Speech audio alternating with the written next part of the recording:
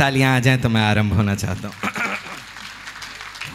कि काई के हर हरे दाग को धो रहा है, मुझे बताना कि मैं राजस्थान में खड़ा हुआ हूं। कि काई के हर हरे दाग को धो रहा है, काई के हर हरे दाग को धो रहा है। देश मेरा फिर से भगवा हो रहा है, देश मेरा फिर से भगवा हो रहा है, देश मेरा फिर से भगवा हो रहा है। मैं जिस समय हम लोग क्रांतिधरा मेरठ से चले और यहाँ तक पहुँचे, आप विश्वास मानिए, ये थोड़ी देर के लिए जो बच्चे बीच में बोल रहे हैं, बहन जी मैं जानता हूँ बड़ा मुश्किल है, दो महिलाएं साथ बैठी हों और वो मौन हो जाएं, लेकिन कोशिश कीजिए थोड़ी देर आप मेरा साथ दें। मैं वायदा करता हूँ अगर आप थोड़ी देर मेरे साथ रहेंगे तो जितनी देर मैं आपके बीच हूं उतनी देर अनुभूति ये करेंगे कि आपका भी लहू कहीं ना कहीं खौल रहा है। मैं पंक्तियां देता हूं, सुनना। कि यूं शेरों की मांद में आकर डर फैलाने की पिछली गवर्नमेंट के समय दो बड़े आतंकवादियों को सजाए मौत दी गई थी, एक अफजल को और एक कसाब को। रात के समय में किसी पहर में उनको लटका दिया गया और सुबह ये न्यूज़ फ्लैश की गई कि आज हम लोगों ने अफजल को मार दिया, आज हम लोगों ने कसाब को मृत्यु दंड दिया। उस समय के एक बड़े मंत्री एक समारोह में मुझे मिले, तो मैंने उनसे पूछा, मैंने कहा सर ये आप रातों रात फाइल को सट्टा देते हैं, ऐसा क्यों? जनता को बताया क्यों नहीं जाता कि फलां तारीख को फलां समय उस आतंकवादी को मृत्यु दंड दिया जाएगा? तो उन्होंने कहा कि सौरभ भाई अगर हम लोग ये डिस्क्लोज कर देंगे कि फलां तारीख को इस समय उसको मृत्यु दंड दिया जाएगा तो लोग हमारा विरोध करेंगे, विद्रोह करेंगे हमारे विरुद्ध, कैंडल मार्च निकालेंगे, और हम नहीं चाहते कि हमारी सरकार का किसी भी प्रकार से कोई विरोध हो। विश्वास मानना, अंतर्मन उद्वेलित हुआ था, आह निकली थी अंदर से कि काश हिंदुस्तान के सिंहासन पर कोई ऐसा शेर आकर के बैठे जो एक बार हिंदुस्तान में दहाड़े तो कलेजे बाहर वालों के कांपने लगे। वाह भाई जिंदाबाद। वो हम लोगों ने होते हुए देखा, तब कहना चाहता हूं, क्या बात है। इस मंच का स्नेह मांगता हूं, चार पंक्तियां देता हूं, पहुंच जाएं और लगे कि कहीं ना कहीं आप लोगों के खून में हल्का सा भी उबाल आया है तो उसकी गर्जना आप लोगों की तालियों में देखना चाहता हूं। पंक्ति पढ़ता हूं, सुनना। कि यूं शेरों की मांद में आकर डर फैलाने की, यूं शेरों की मांद में आकर डर फैलाने की, गीदड़ की औकात कहां थी आंख दिखाने की। कि यूं शेरों की मांद में आकर डर फैलाने की, गीदड़ की औकात कहां थी आंख दिखाने की। यदि अफजल को लाल किले पर हमने टांग दिया होता, किस कसाब में हिम्मत थी फिर भारत आने की। क्या कहने, बाबा बाबा बाबा बाबा, किस कसाब में हिम्मत थी। बहुत बहुत आभार। मुझे उम्मीद नहीं थी कि रात के इस पहर में भी इतनी ऊर्जा आप लोगों के मन में शेष होगी जितनी आप लोग दिखा रहे हैं। मैं नमन करता हूं सर। पंक्ति पढ़ता हूं। कमलेश जी तुम भी ताली बजाओ। हाँ बिल्कुल। मैंने तुम्हारी उन कविताओं पे बजाई जो मेरी समझ में भी नहीं आ रही थी। सही बात। मैं पंक्ति पढ़ता हूँ, सुनिए। मेरा और इनका ऐसा चलता रहता। पंक्तियां पढ़ता हूँ, सुनिएगा। माता जी बैठिए बैठिए बैठिए। मैं आपको बता दूं मेरे को श्राप मिला हुआ है। कोई अगर बीच में मेरे को छोड़ करके जाता है तो मैं पूरी रात सपने में आके कविता सुनाता हूँ। हाँ तो वहां जाके क्यों बिगाड़नी, यहीं बैठे रहो। पंक्तियां पढ़ता हूं, सुनेगा। कि पकड़ पकड़ कर जेल में डालें किस नीति के अंतर्गत। 10 आतंकवादियों ने हमला किया था मुंबई में, 9 को हमारी खाकी ने वहीं पर खाक में मिला दिया था, केवल एक बचा था कसाब। और साहब जिस तरीके से उसको दामाद बना करके रखा गया, ये सब आप लोगों ने देखा। विश्व में पहली बार ऐसी कोई मिसाल हिंदुस्तान ने कायम की कि किसी आतंकवादी को न्याय दिलाने के लिए हम लोगों ने रात में 2:30 बजे अपनी अदालतें खोली। ऐसा पहली बार हुआ विश्व के अंदर। साहब दिल्ली के मुख्यमंत्री उसके पक्ष में खड़े हो गए, बोले इसकी फांसी रोक दीजिए, इसका भी परिवार है, फांसी रोक दो, फांसी रोक दो। अपनी खांसी तो रुक नहीं रही थी, फांसी रोक दें। मैं विरोध करना चाहता हूं साहब, हम लोग टैक्स भरते हैं। अभी 3-4 बार कहा गया कि 1/4 टैक्स पूरे भारत का हमारी जैन समाज भरती है, तो उनके मन में प्रश्न भी तो कहीं ना कहीं खड़ा होता होगा।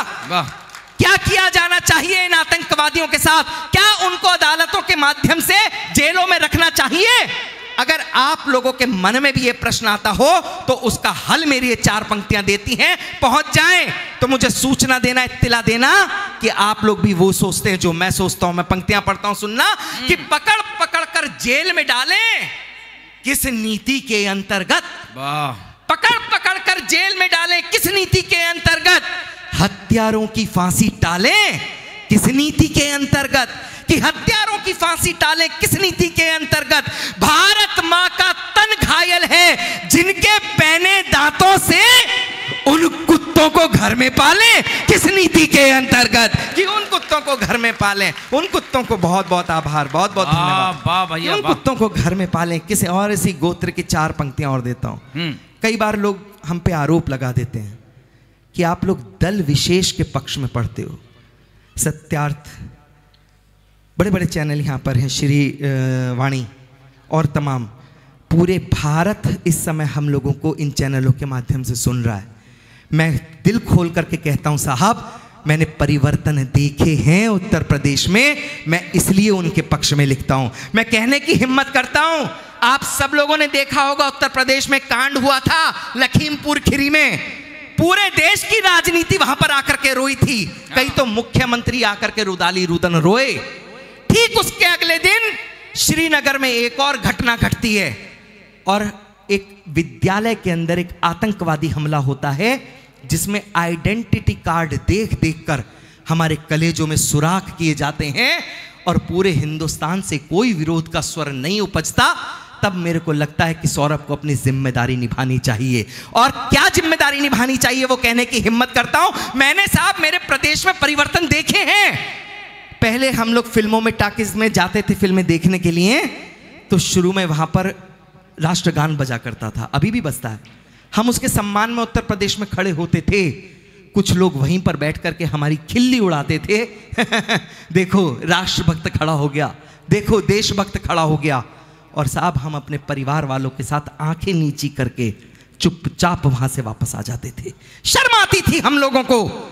लेकिन आज हमारा मुख्यमंत्री योगी आदित्यनाथ ये कहता है कि किसी के बाप में हिम्मत है तो मां भारती का अपमान करके बताए, घरों पर बुलडोजर चढ़ा दिए जाएंगे, लेकिन आपको तमीज सिखा दी जाएगी। ये परिवर्तन हम लोगों ने महसूस किए। तब मैं कहने की हिम्मत करता हूं कि कश्मीर जैसे नासूर का अगर कोई इलाज है तो वो क्या है। अगर इलाज सही लगे तो वो गर्माहट भरी तालियां देखना चाहता हूं जो अभी तक आप लोगों ने ना बजाई हो। पंक्ति मैं पढ़ता हूं, कहने की हिम्मत करता हूं, स्वीकार करना। आ जाओ। पंक्ति पढ़ता हूं, मेरे को हिम्मत देना। आपकी इस धरती पर खड़ा होकर के पढ़ रहा हूं, हिम्मत देना आप लोग कि राष्ट्रभक्ति के पृष्ठों से तुम नाम भले हटवा देना, राष्ट्रभक्ति के पृष्ठों से तुम नाम भले हटवा देना, मेरे जिस्म के टुकड़े चीलों कव्वों को बंटवा देना। मैं कहता हूं एक बार कश्मीर भी दे दो योगी को, आतंकवाद यदि बचे तो मुझको इंचों में कटवा देना। बात है, वाह भाई, भारत माता की जिंदाबाद, बहुत शानदार, भारत माता की वंदे वंदे। क्या बात है, वाह वाह वाह वाह, बहुत बहुत आभार। लोग कहते हैं कि जैन समाज का देशभक्ति से क्या मतलब, ये तो अहिंसक हैं, इनका क्या मतलब। साहब अगर मतलब सौरभ सिद्ध कर दे तब आप लोग बताना कि सौरभ ने सही कहा। जिस समय 10वें गुरु के 4 साहिबजादे, अभी जिक्र भी हुआ यहां पर, 4 साहिबजादों को मारा गया, उसमें से 2 थे, एक 10 साल के, 9 साल के और एक 5 साल के। उनको दीवार में चिन दिया गया। उससे भी बात नहीं बनी तो साहब बाहर निकाल करके उनके गले काट दिए गए। नवाब ने उनके गले काट दिया औरंगजेब के समय में। बाबूजी आइए। अरे अरे अरे अरे अरे,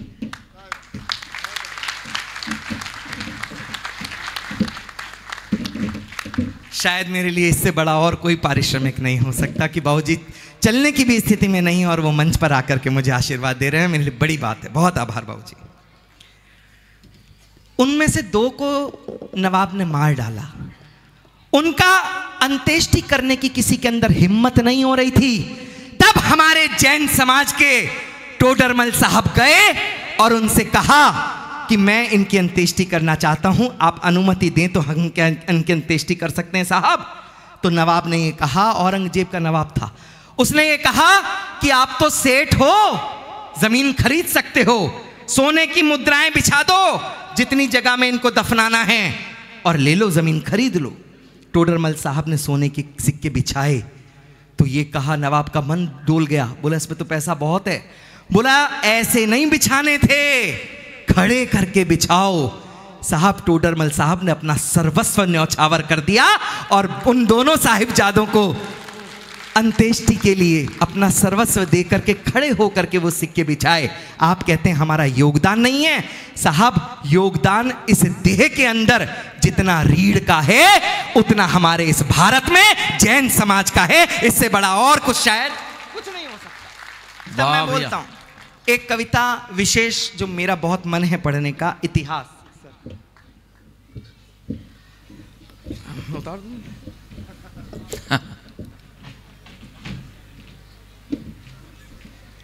एक कविता इन दिनों की मेरी चर्चित कविता है, इतिहास, लेकिन मेरा मन ये है कि मैं वो शुरू करूं उससे पहले इस जंगल में मंगल करने वाले पूज्य गुरुदेव जो इसी प्रांगण में विद्यमान हैं, विराजमान हैं। मैं जानता हूं कि वो इस समय भी तपस्यारत होंगे, लेकिन हमें अपना नमन खलल पहुंचाना चाहिए उनके तप में, ताकि उनकी आंखें खुल जाएं और वो आप लोगों को आशीर्वाद दें कि आप लोग भी अपना कल्याण कर सकें। आइए मैं कुछ पंक्तियां उनके श्री चरणों में रखता हूं और फिर अपनी मूल कविता पर आता हूं। मैं मेरे शब्द उनके चरणों में पहुंचाता हूं, आप अपने भाव पहुंचाना। ये मैं तय कर रहा हूं कि गुरुदेव तक अगर आवाज मेरी कविता की पहुंची ना पहुंची, लेकिन आप लोगों की तालियों की जरूर पहुंचेगी, इस बात के दावे के साथ मैं पढ़ना चाहता हूं। मंच साथ दे मेरा। यार तुम अलग अलग बैठो यार। इसी चक्कर में इसको बीच में फंसाया तुमने पहले। ठीक आदमी नहीं है। पंक्ति पढ़ता हूं कि पंचम काल भी भाग्य पे अपने मन ही मन इतराता है। आज के समय में आचार्य गुरुदेव वसुनंदी जैसा महाराज हम लोगों को उपलब्ध है, ये पंचम काल का सबसे बड़ा चमत्कार है साहब। उस चमत्कार को नमन करना चाहता हूं कि पंचम काल भी भाग्य पे अपने मन ही मन इतराता है। वृहद हिमालय अपनी गोद में पा हर्षित हो जाता है। चट्टानों पर पांव धरे तो पुष्प वहां खिल जाते हैं, कि चट्टानों पर पांव धरे तो पुष्प वहां खिल जाते हैं। मरुथल में विहार करे तो नीर कुंड मिल जाते हैं। चरण धूलि जिनकी पाने को अंबर तक झुक जाता हो। सिद्ध शिला पर बैठे प्रभु से जिनका सीधा नाता हो। वर्तमान के वर्धमान की छवि में जिनमें पाता हूं, ऐसे गुरु वसुनंदी जी को अपना शीश नवाता हूं। ऐसे गुरु, हाँ भैया क्या कहने, शीश नवाता हूं ऐसे गुरु वसुनंदी जी को। बहुत बहुत आभार। वो कविता जिसका जिक्र कर रहा था मैं आप लोगों के सामने रखता हूं। एक बार आपकी तालियां आ जाएं तो मैं वो कविता। स्वागत भैया। सौधर्मेंद्र जी, मैं आपकी हिम्मत को दाद देता हूं। सुबह से आप लोग आएंगे, दोबारा से लग जाएंगे, और आप रात के इस पहर में भी उसी चेतना के साथ बैठे हैं साहब। पात्र बन करके अभी हम लोग इनके पास थे।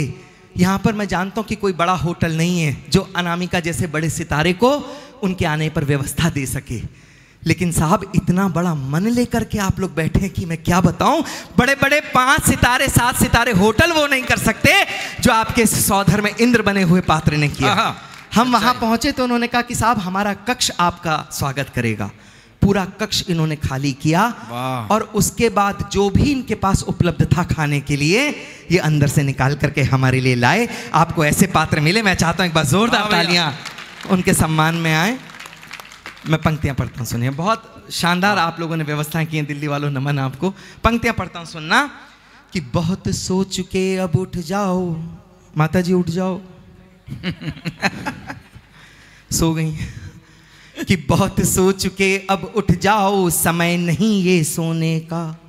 बहुत सो चुके अब उठ जाओ, समय नहीं ये सोने का। बहुत सो चुके अब उठ जाओ, समय नहीं ये सोने का। अब तक खोया बहुत करो प्रण, अब कुछ भी ना खोने का। राम जन्मभूमि खोई थी, खोए ताजमहल हमने। मुगलों के आतंक से खोए कितने राजमहल हमने। गोपाचल की हर प्रतिमा जुल्मों की कथा सुनाती है। साहब कितने मंदिर तोड़े बाबर ने, कितना हम लोगों के ऊपर अत्याचार किया। चलो मैं मानता हूं भगवान राम का मंदिर शायद इसलिए तोड़ा होगा क्योंकि उनके हाथ में धनुष था। शायद कृष्ण का मंदिर इसलिए तोड़ा होगा क्योंकि उनके हाथ में सुदर्शन चक्र था। लेकिन मैं पूछना चाहता हूं कि गोपाचल पर्वत पर हमारे निर्दोष तीर्थंकरों की प्रतिमाएं जहां पर मौजूद थी, उनके ऊपर प्रहार क्यों किया? ऐसा निर्दयता का क्या कारण था? वाह भैया, कि उन तीर्थंकरों के ऊपर भी प्रहार किया गया। सौरभ की बात अगर कहीं दिल पर, कलेजे पर हस्ताक्षर कर दे तो मुझे कहने की शक्ति आप लोग देना, बोलने की ताकत मैं रखता हूं, आप लोग तालियां बजाना। ये जो 3 मूर्तियां स्टेज, हाँ सर आप भी बजाइए। आप सोफे पर बिल्कुल ऐसे बैठे हैं जैसे जिल्ले इलाही हों, और मुझे ऐसा महसूस हो रहा है जैसे मैं अनारकली खड़ा हुआ हूं। वाह, पीछे से अनारकली बोली ना वाह वाह। पंक्ति पढ़ता हूं, सुनिएगा कि बहुत सो चुके अब उठ जाओ, समय नहीं ये सोने का, अब तक खोया बहुत करो प्रण अब कुछ भी ना खोने का। राम जन्मभूमि खोई थी, खोए ताजमहल हमने, मुगलों के आतंक से खोए कितने राजमहल हमने। गोपाचल की हर प्रतिमा जुल्मों की कथा सुनाती है। गोपाचल की हर प्रतिमा जुल्मों की कथा सुनाती है। किसने कैसे लूटा हमको चीख चीख दर्शाती है, किसने कैसे लूटा हमको चीख चीख दर्शाती है। पृथ्वीराज ने गौरी को 16 युद्धों में जीता था। एक सीरियल शुरू हुआ पृथ्वीराज चौहान। मेरे पिताजी अतिरिक्त देशभक्त नैकर वाले मेरे से बोले सौरभ ये जरूर देखना। मैंने कहा क्यों? बोले तुम्हें कंटेंट मिलेगा, तुम वीर रस के कवि हो, कंटेंट मिलेगा। मैंने पहले एपिसोड से लास्ट एपिसोड तक देखा, वो पृथ्वीराज चौहान संयोगिता के दुपट्टे से बाहर नहीं निकले। वाह वाह वाह। मुझे ये नहीं समझ में आया कि ये लोग हमें दिखाना क्या चाहते हैं, क्या बताना चाहते हैं। वो बाजीराव जिसने अपने पूरे जीवन काल में एक भी युद्ध नहीं हारा, लगातार 40 युद्ध जीते, उस बाजीराव को मस्तानी के इश्क में मरता हुआ दिखा दिया गया साहब, और हम लोग तालियां बजा करके वापस लौट आए। सौरभ विरोध करता है इस इतिहास को दिखाने वाले लोगों पर।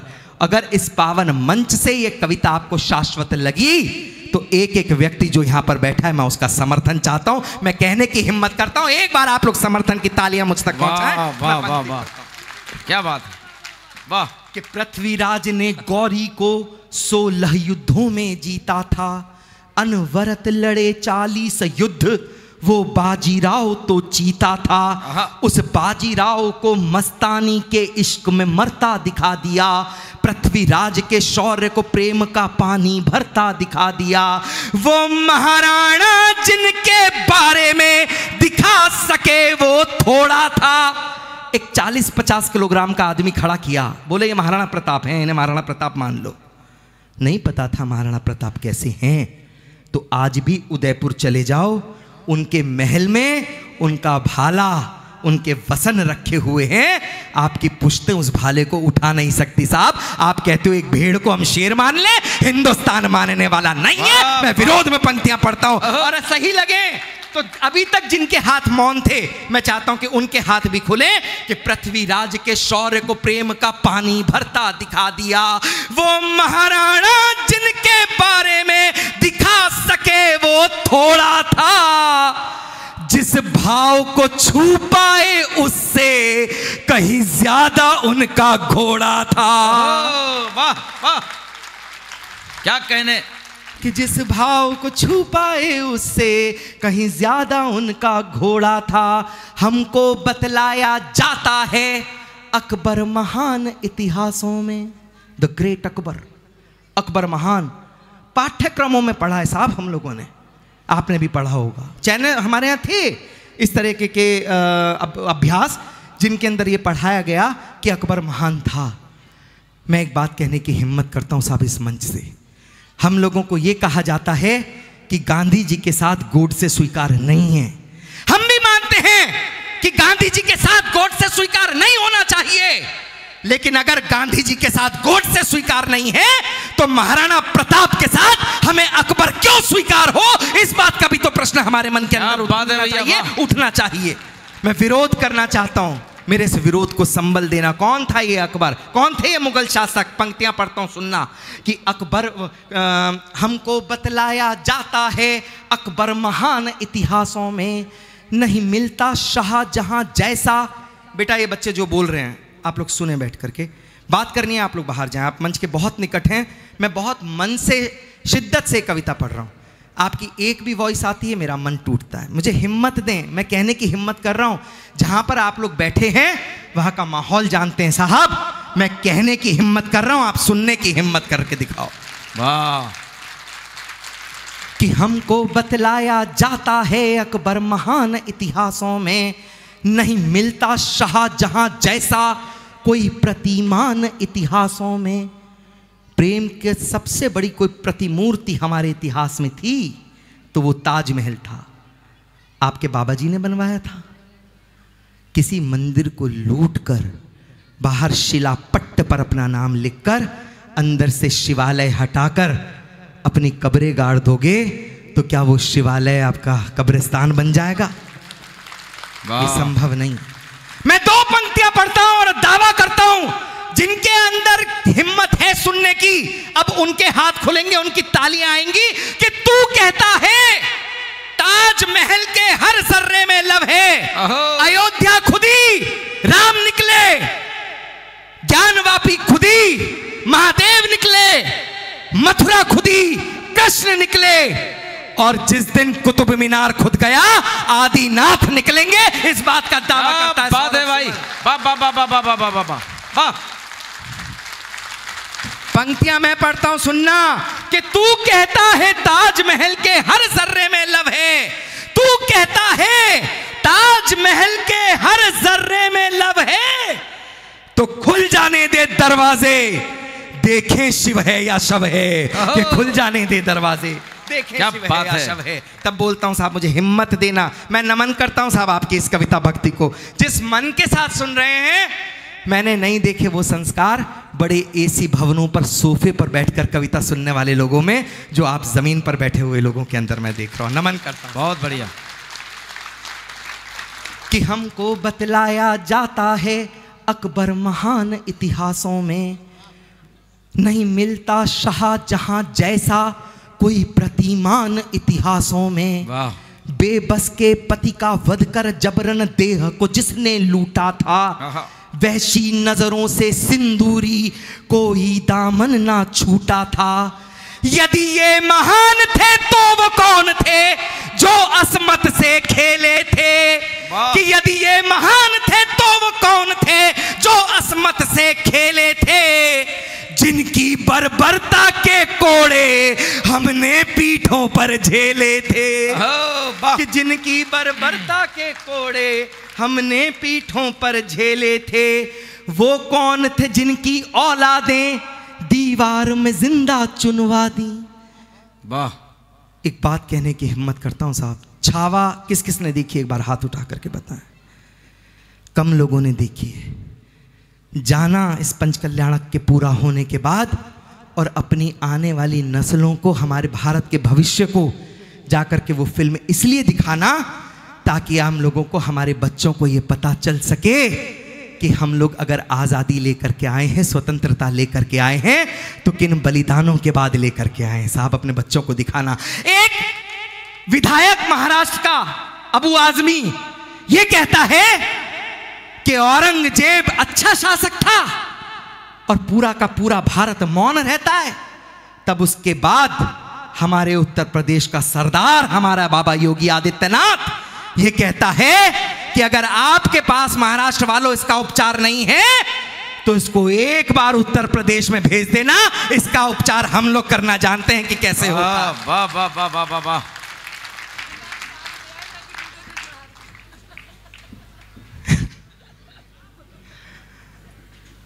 वो बोले कि पिछली बार तो कार भेजी थी, इस बार लेने के लिए भी बुलडोजर ही भेजेंगे।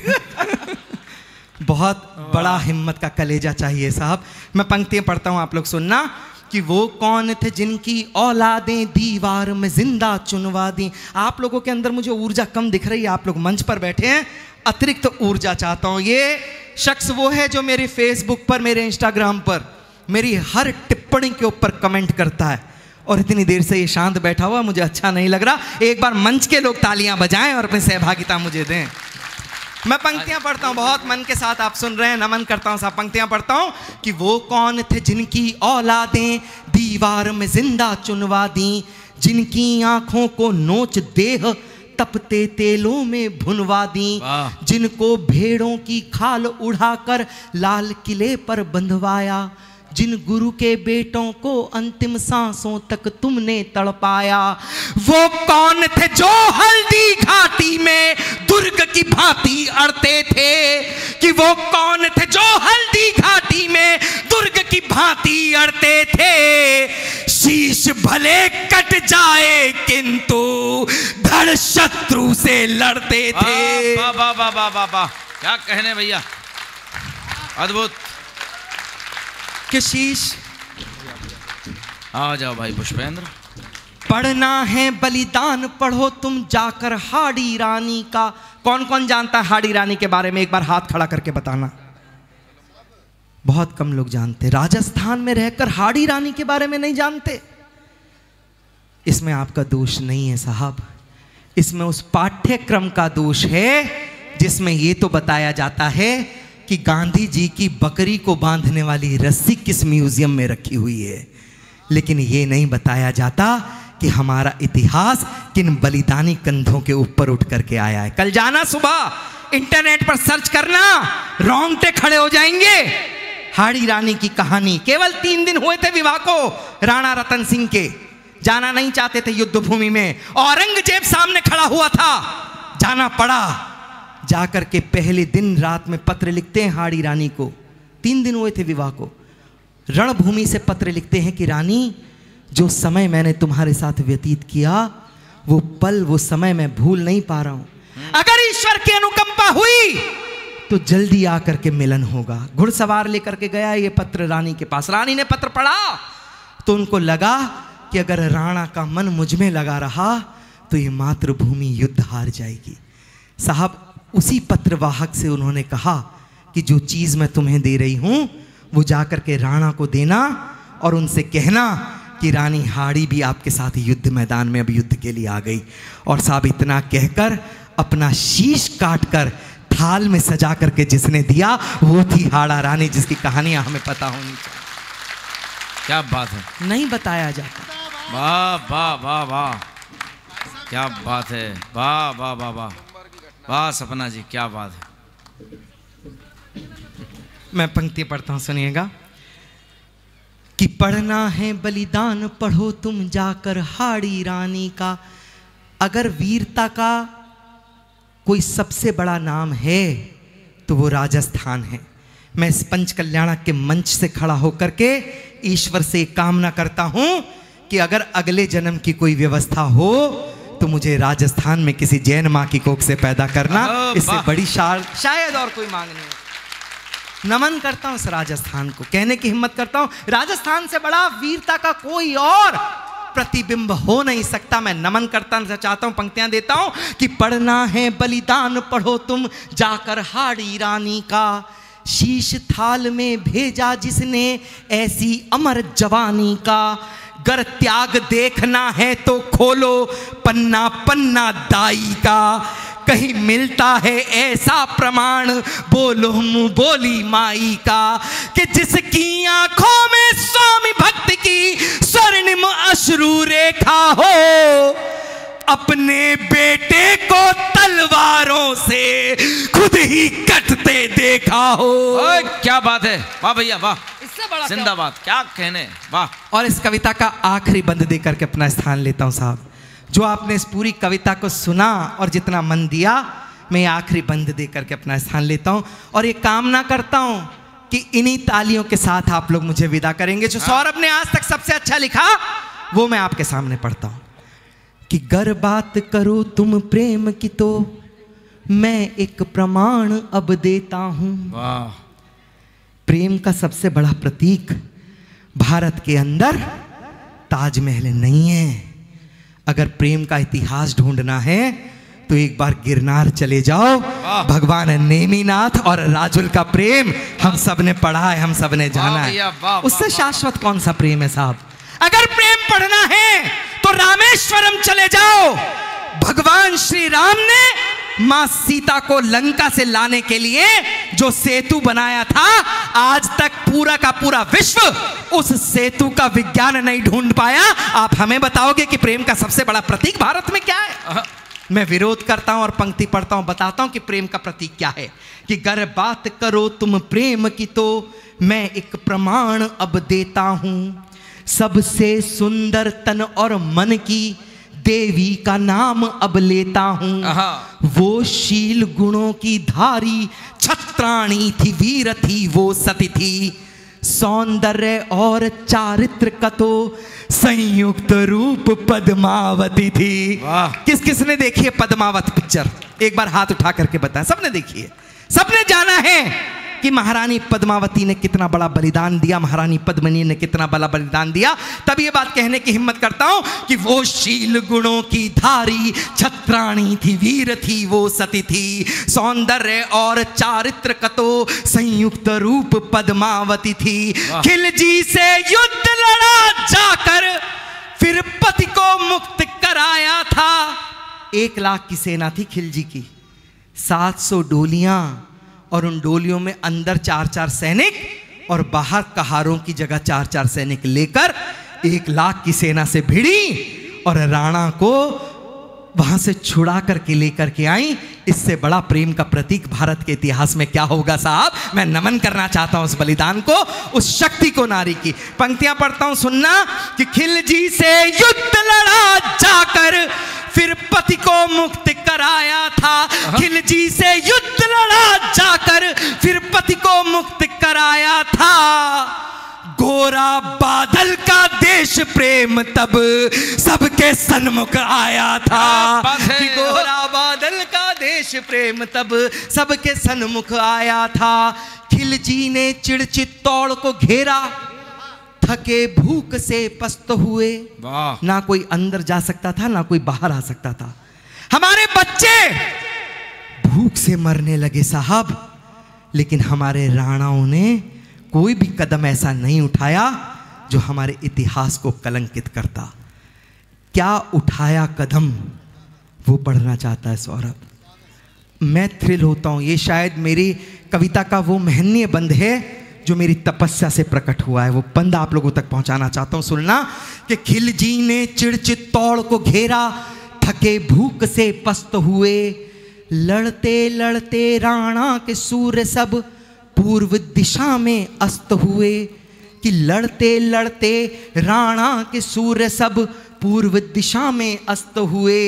इस खबर से पद्मिनी के दिल में विस्फोट हुए बारूद कई। शौर्यशील का बचा के वो जौहर की ज्वाल में कूद गई। अप्रतिम था सौंदर्य रूप। आज अगर किसी को, किसी लड़की को थोड़ा सा सौंदर्य मिल जाता है साहब, रील्स बना बना करके वो वायरल कर देती है। ये नहीं पता कि महारानी पद्मिनी कितनी सुंदर थी। केवल एक बार खिलजी को आईने में दिखाया गया था स्वरूप, इतना बौरा गया था कि 1 लाख की सेना लेकर के उसने वार कर दिया रानी को प्राप्त करने के लिए। और महारानी पद्मिनी ने उसके साथ क्या किया, ये सब आप लोगों ने देखा होगा, जानते हैं। अग्नि के साथ प्राणोत्सर्ग करना क्या है? एक बार मोमबत्ती जलाओ, उसके ऊपर 2 मिनट के लिए हाथ रखो, तब आपको पता चलेगा कि जलन क्या होती है। अग्नि के माध्यम से जीवित अवस्था में प्राणोत्सर्ग क्या होता है। 1 नहीं 2 नहीं, 16,000 रानियों ने अग्नि कुंड में प्रवेश कर दिया। इससे बड़ा इतिहास में और कोई बलिदान हम लोगों ने नहीं देखा, नहीं जाना।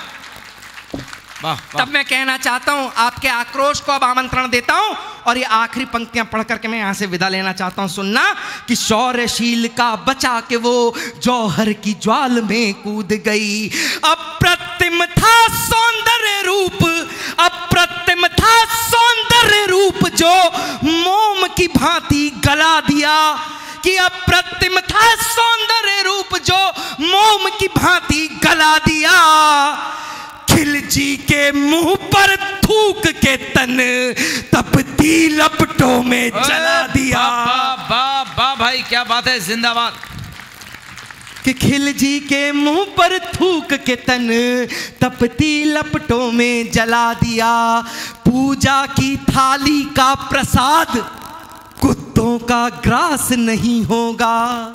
कि पूजा की थाली का प्रसाद कुत्तों का ग्रास नहीं होगा। बुनियादों पे झूठ की निर्मित अब इतिहास नहीं होगा। वाह भाई, वाह वाह वाह वाह वाह। बहुत बहुत आभार, बहुत बहुत धन्यवाद। वाह, मैं बगैर अब किसी भूमिका के उनको आमंत्रण देना चाहता हूं जिनको सुनने के लिए आप लोग लालायित हैं, जिनको सुनने के लिए इस कवि सम्मेलन को आयोजित किया गया, जिनको सुनने के लिए इस पूरे के पूरे पंच कल्याणक की सबसे महंगी नाइट महेंद्र जी ने आज करवाई है, वो डॉक्टर अनामिका जैन अंबर इस मंच पर मौजूद हैं। मैं चाहता हूं कि वो जब तक आए तब तक अपने हाथ उठा करके उनके सम्मान में जोरदार तालियां पूरा सदन बजाए।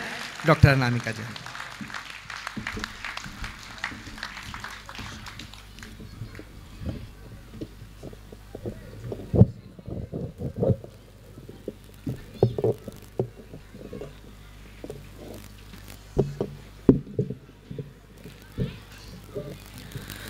पुनः माँ वीणा पाणी को नमन करती हूँ। आप सबको बहुत बहुत प्रणाम करती हूँ। मंच को प्रणाम करती हूँ।